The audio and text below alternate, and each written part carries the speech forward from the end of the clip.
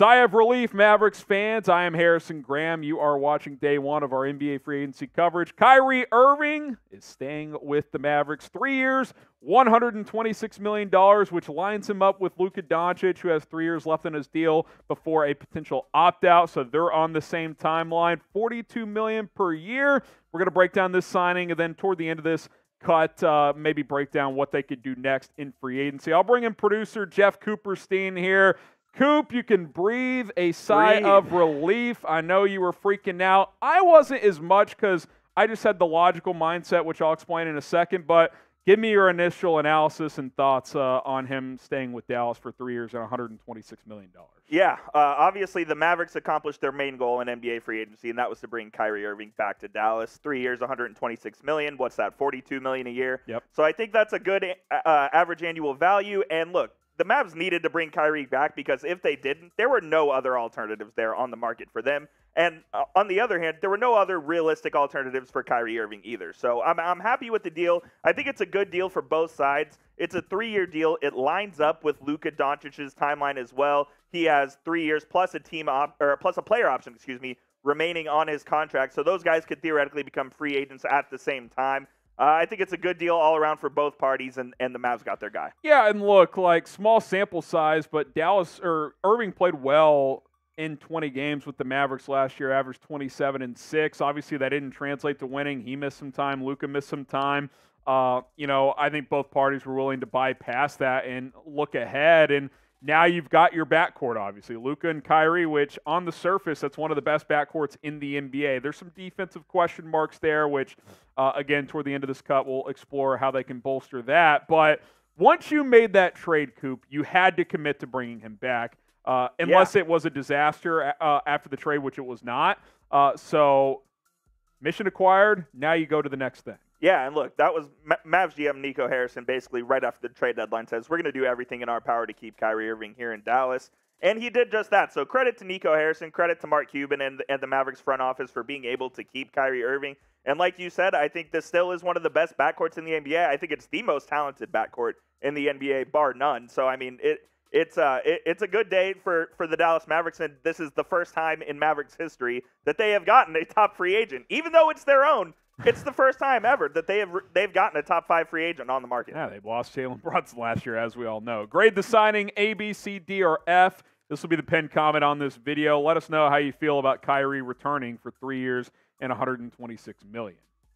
You look at his season a year ago, pretty similar splits with Brooklyn and in Dallas. He actually shot the ball better once he came over to Dallas. 27 points, 6 assists, 51% from the field, 39% from three-point range. And Kyrie Irving is obviously a player who's immensely talented. We know about the red flags, off-the-field concerns. He's going to do wild shit on social media, although to his credit, he didn't do that after the trade with Dallas.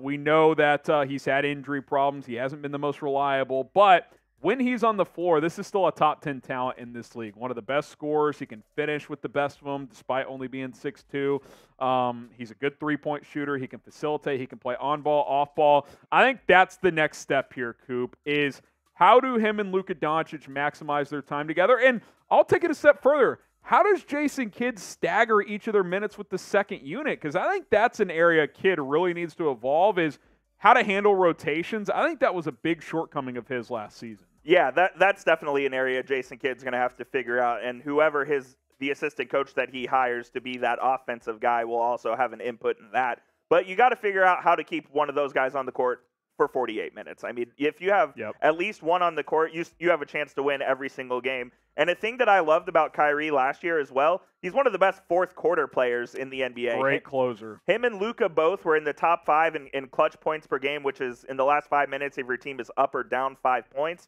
So the Mavericks have arguably the best clutch backcourt in the league as well, and you would think that would translate to more wins. You know you need to get better on the defensive end. As far as the rotations go, I would love to see the Mavs get another point guard to play behind those guys so you can even stagger those minutes a little bit more. But I think what's going to end up happening is Luka loves to play the entire first quarter, so I think Kyrie will come out around the 6 or 5 minute mark in the first quarter. Then he comes back in to start the second, and that's kind of how the rotation will play out next year. More to discuss here around the Dallas Mavericks and Kyrie Irving. Make sure you guys subscribe to the channel. Coop and I are working hard to bring you guys videos almost every single day. We are bringing them every single day during free agency. So hit that sub button. It's youtube.com/MavsTV. More to come. This is not the end of free agency for the Dallas Mavericks. So hit that subscribe button. Let's shift from Kyrie to kind of bring this all together here. Obviously, Christian Wood's not coming back. Dwight Powell, there was a report leading into free agency that from Mark Stein that they intend on bringing him back. I have to assume that's the vet minimum, maybe the biannual, but I would be surprised if it was the biannual. Yeah, I do think it would be the vet minimum. Obviously, you draft Derek Lively the second, Olivier Maxence Prosper. Team needs ball handling. Well, Kyrie's back, so that helps. I'm with you. I'd like to get a bench guard.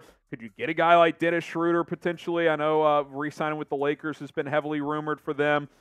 As well. By the way, Bobby Marks says with this not being a max deal for Kyrie, that does mean the full mid-level exception is available for Dallas. So there are players out there. Now, a lot of guys have gone. Bruce Brown gets massively overpaid, but is a Grant Williams deal on the table? Could they get someone else like a Gabe Vincent, a player that I would like as well? Maybe Gabe Vincent is that guard off the bench. If you could get Gabe Vincent on this team, man. 12.4 for him, I would pay that. That would be awesome. I mean, look, they have options with the mid-level exception as well. If they don't see a guy there that they want to give the full $12.4 million to, you can split it. You can give it to multiple people. So they definitely have options here. They have trade options as well. I know Tim Hardaway Jr. is probably still on the trading block. You have guys like JaVale McGee they could use in a trade. So there are still options as well for the Mavericks to upgrade their roster. And we should mention, too, Coop, that it's pretty clear Dallas has been actively still trying to add at the center position. Now, there was the Andre Drummond buzz. He opted in.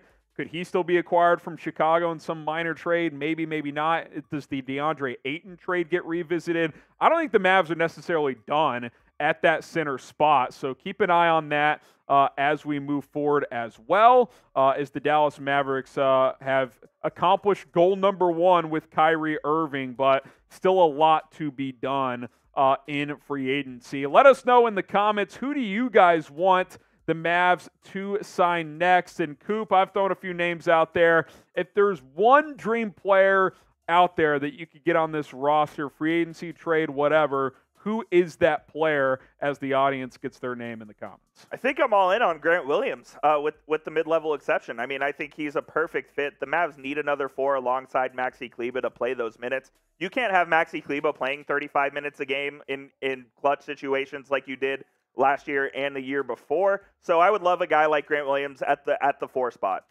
So there you go. Let us know who you guys want. Kyrie Irving is back in Dallas. If you are worried about him leaving, worry no more, as that has been accomplished. 3 years, $126 million. My name is Harrison Graham. That was Jeff Cooperstein. Subscribe to our Mavericks channel, youtube.com/MavsTV. If you're watching on Mavericks Today, hit that subscribe button.